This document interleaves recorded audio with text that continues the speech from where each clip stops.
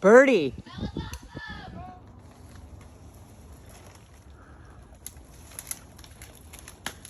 Here's my rig right here for rappelling. Basically, this is what it does. And I'll show you specific on that notch up there on the top on how to rappel down when you have nothing else. You can send this up the tree. And now you have a good pulling point too. I'll give you an assist if you needed it. Just a demo, I don't need it.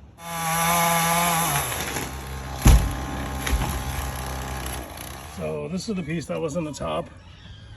This is the notch that I cut. And this is the one I put my rope through. I typically round this edge off with the saw so it fits in there really nice like that. That's what the setup looks like for rappelling down out of a tree